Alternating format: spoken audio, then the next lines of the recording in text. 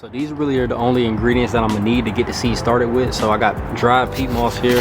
I mean, you can see it's pretty, it needs to have water added to it, but peat moss is a good organic material that holds water really well.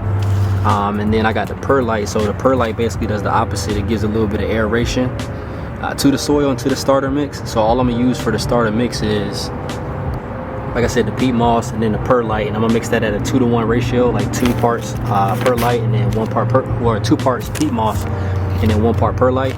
Then I got the small seed starting trays, the real small like plastic trays, and I'll transplant the seedlings once they sprout. After a couple weeks, I'll transplant them into their final pots, or keep them in bigger pots until I can transplant them outside. And then I got the seeds that I'm gonna start. So I started a couple weeks ago.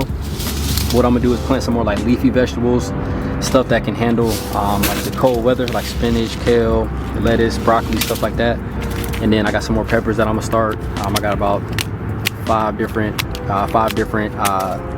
like varieties of peppers, and then some more tomatoes, and then eggplants.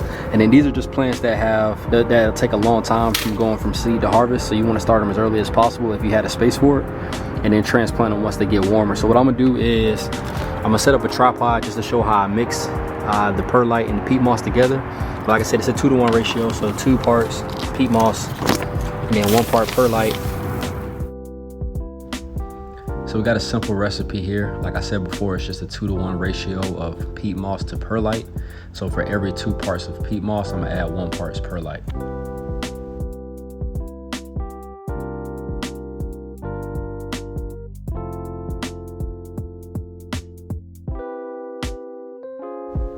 So here I'm adding the perlite. So since I added 8 parts peat moss, all I'm gonna add is 4 parts perlite.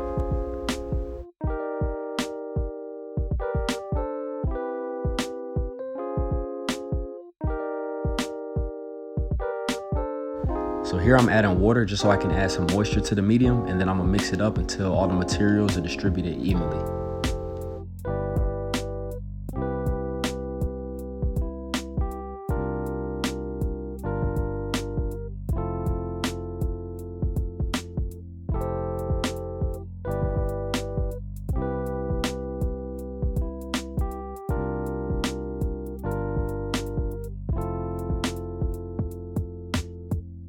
So as you can see, the mixture is moist now, and it's fully incorporated. So all I need to do now is just add it to the seed starting trays.